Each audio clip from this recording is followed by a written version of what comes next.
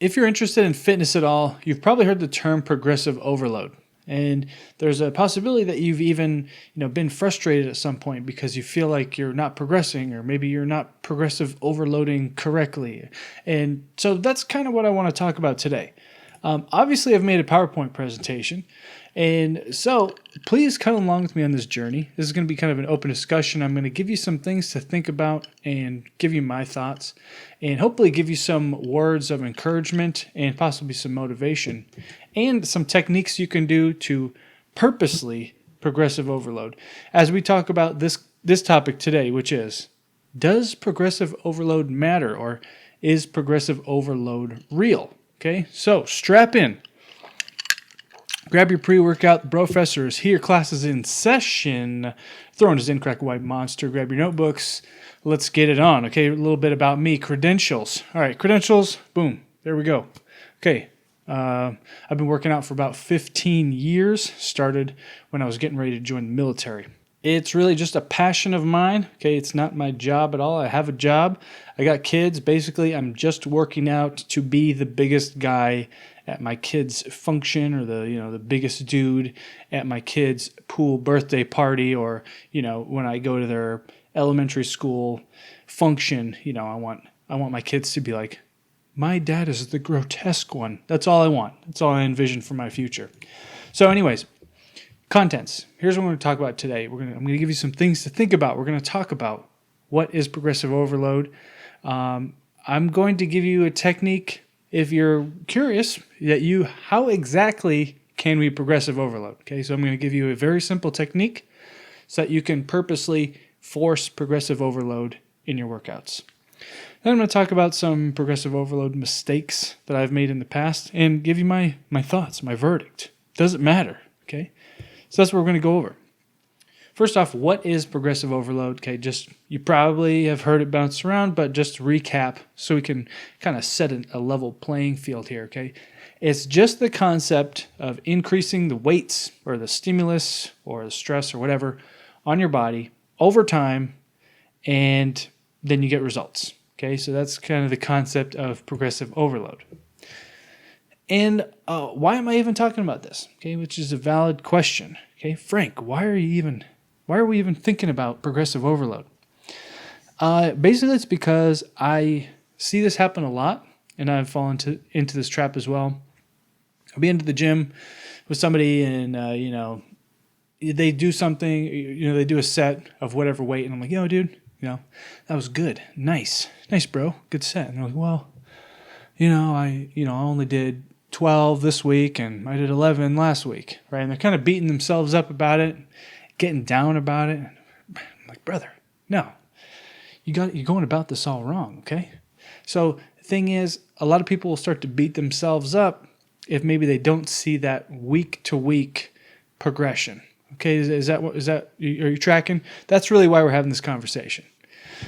Okay, so the thing is, if you don't see that week to week boost in one rep, or like 10 extra pounds or whatever, on your set, it's okay, right? 1 week over 1 week. There's so many other things coming into play, like just from a week to week standpoint. Like if you think about it in your entire lifting journey, like that's such a small amount of time, right?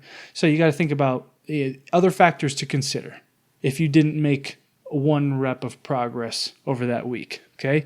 Diet, right? Your surplus. Are you in a surplus, or are you in a deficit? Okay, so if you're dieting down, it's probably not realistic that you're going to be putting on, 10 extra pounds every week. However, if you're in a sick, nasty, grotesque, dirty bulk full of peanut butter and milk and ice cream, and you are gaining 5 pounds a month and 80% of it is fat, yeah, I mean, it definitely is possible. You could probably, on a couple lifts, go up 10 pounds a week. Straight up. It is. It's not going to look good. You're not going to look good, but it's going to feel great. It's going to be awesome. So your stress levels, they could also play into, they come into play there. If you're really stressed, you may just have an off week. Okay, it happens. How's your hydration levels doing? All right. And then the other thing is the speed of gains. Right? It's like, your body's not necessarily always going to make that big of a jump like in a week. Like let's just say for easy numbers, this week, your bench press max is 250. Okay, the next week, just because you did 250 this week doesn't mean you can necessarily, it's going to be 260 the next week. Like what if it's 250.1, right? Or 251 and a half, right? So you got to think about like the speed of gains. You got to think about what's realistic. Okay, it's not necessarily realistic to add 10 pounds to your 1 rep max week over week for infinity, right? Because obviously if that was true, then you would have people with, whatever, 3,000 pound benches, which obviously isn't true. So you got to think about the speed of gains and then your personal experience level, right? As you go progress in your lifting journey, those gains are going to accumulate a lot more in the beginning, and those, week to week jumps or month to month jumps, those are going to be a lot more drastic and visible, right? Whereas later on in your lifting journey, 5-10 years later, they're going to have to be a lot more deliberate and forced and slow, which is, that's okay. So really the big question I've been thinking about, as I walk around in the gym, I think about with progressive overload, and I want to hear your thoughts down in the comments, okay? Is progressive overload a driving force for improvement, or is it the result of training hard and eating properly? Okay, hopefully that made sense, right? Progressive overload. Is progressive overload the thing you have to do to get more results, or does progressive overload just happen when you're training hard and eating right? Does that make sense, right? Sometimes I throw it around, like, I don't know what makes sense. I think a lot of times, there's situations where actually both could be true, right? So, like, for example, is this progressive overload? You perform the same reps and weight over time, but the weight becomes easier to lift. Let's say you always bench 5x5 with 225. Over time, that 5x5 by 225 pounds becomes very easy for you. Okay, did you improve, right? You didn't progressive overload, but I would say you did progress, because if it's easier for you, even though you didn't increase the stimulus or anything, and that weight becomes easier, I would say, and is that a situation that's physically possible to happen? I would say yes. I think yes. So, you didn't progressively overload in that situation, but you did progress. Does that make sense? Okay. Am I sounding like a crazy person here? Anyways, if you want to know how to, in the beginning I told you, give you an example of how to force progressive overload. If you're trying to, if you really want to intentionally add it into your program, this is a stupid, simple way to do it. Okay. First it might take you like a week or two to figure out this first part. Right, but basically what you want to do is find a working weight that allows you to do 3 difficult sets of 8. So a 3x8, okay? What you want is that last set, it should be pretty hard, right? It should be at or near failure, so that don't think about it as like this, whatever that's your 8 rep max or whatever. I want you to think about the total workload of the situation, the total workload of the 3x8. Right, so the total workload of the 3x8 at X amount of weight, okay? And then once you figure out that peak, that top amount of workload that you can do for a 3x8, now you want to just on the second week add 5 to 10 pounds to just that first set, okay? And this is depending on how much weight you're starting out with. So like if you're starting out with 135 pounds, you probably don't want to add 10 pounds because that's like like a 8 or 9% increase. I think it's 8% increase. But 5 pounds is going to be a smaller percentage, right? It'd be half that. Then again, if you were starting, whatever starting weight is 315 pounds, like maybe that's your deadlift 3x8, Well, 5 pounds is going to be a really, really small percentage. So maybe you do want to add 10 pounds to that. So hopefully that makes sense. So then what do you do that next week? Well, now you're going to add that same amount of weight that you added the first week. You're going to add it to the second and the first sets. So 1 and 2. Next week after that, add that same amount to the third set so that now your 3x8 is with this new weight, that you slowly increased over the course of the month, right? And you didn't necessarily increase your 8 rep max of whatever set, but you increased that total amount of workload. So I'm just saying this is one way you can slowly introduce progressive overload. And so here's some mistakes that I've made personally, like just thinking about progressive overload, in my lifting journey. Sometimes I get caught up in the week-to-week improvements, right? And I'll sit there and try to microanalyze, why I didn't make a week-to-week improvement. Just like I told you that, I see a lot of people doing that earlier. I do it myself. I've done it myself tons of times. So, I'll sit there and just kind of get wrapped around it, wrapped around the axle and kind of forget that, sometimes I forget, I'm doing this for fun, right? I'm doing this because I like it. But the thing is, it's just about being consistent. Right? You just got to keep at it and keep pushing with it. And sometimes I think about that small week to week, and what I should be thinking about is, this week versus last year, right? So instead of looking at that little window of time, expanding that out, looking at 1 year ago or 2 years ago or like 10 years ago. And in that sense, I'm like, oh yeah, I made crazy improvements in then, right? So don't beat yourself up just because you didn't make an improvement from last week. Like, think about you a year ago, right? Think about how far you've come in the last 2 years.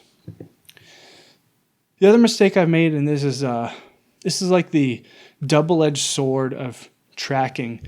Right now, I'm back on a tracking kick where I'm logging all my workouts in a journal. And the trap that I commonly will find myself in is that, let's say for whatever exercise, I look at it and say, okay, last week I did this weight for 12 reps. And I know they were really good reps, right? Really foursome.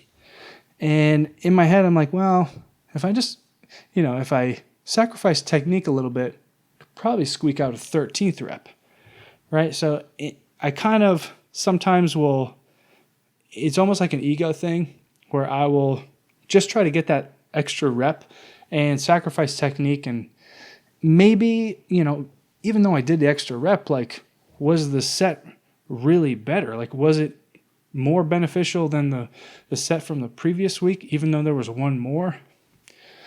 I don't know. Hard to say. These are the things I think about. So I don't know. The verdict. Does progressive overload matter? Yes, I think it matters, but I don't think you should stress about it too much. Okay? I think you should try to focus on the macro and not so much the micro. And here's what I mean by that. If you are, tracking your weights, I wouldn't look at it from a week to week thing. I would more look at, expand that out to, this is given diet and everything is looking good, but expand that out to at least 2 or maybe 3 weeks, right? Or maybe even a month, or maybe even longer. The thing is, if you're judging, you just want to make sure you're giving yourself a realistic amount of time to analyze if gains were even realistic to have over that time period. So, like I said, if you didn't make a gain from the previous week, that doesn't mean throw out your whole training cycle, and don't throw out your whole system and everything that you're doing and totally change up your split just because you didn't make an improvement over last week, right? Keep going with it. See where you're at in 4 weeks or 6 weeks would even really be best. Keep doing what you're doing and try to give it 6 weeks to really see if it takes time to work. And really it would behoove you. It would be a good idea to track workouts. Like I said, I'm back on it now. I've gone on and off over the years. If sometimes I track, sometimes I don't. I mean, it's definitely possible to make gains without tracking your workouts. Okay. So I'm not going to sit here and say that it's a must. I definitely think that it's helpful and there is some value in it, but don't do what I do. Just really just try to make sure your technique and your form is good. Don't like try to chase the rep to a point where your sets and your reps become worse. And then you got to make sure you're eating right. Okay, that's obviously the biggest thing, the biggest factor. Obviously, I talk about this all the time. Got to make sure you're eating right. And like I said, don't be expecting to make huge strength gains if you're dieting down, and you're trying to lose weight. If you're trying to cut, it's okay if your strength level goes down a little bit. Like, it's fine. It's normal, right? So don't super stress about it. If you're cutting down, this is for normal people, right? If you're cutting down, your strength is going down a little bit, it's okay, right? It's going to be fine. When you go back to turn the calories back up and push that lever up, your strength is probably going to come back and may even be better than it was before. But like I said, just don't stress about it. Stay the course. Okay, stay consistent. Keep eating right. Make sure you're sleeping, drinking your water, all that stuff. Bottom line is, I think you're going to be okay as long as you train hard and eat right. That's really my total verdict. Anyways, let me know what you think down in the comments. Thanks for staying around for my rant about progressive overload. And I hope to see you in the next video. Have a great day.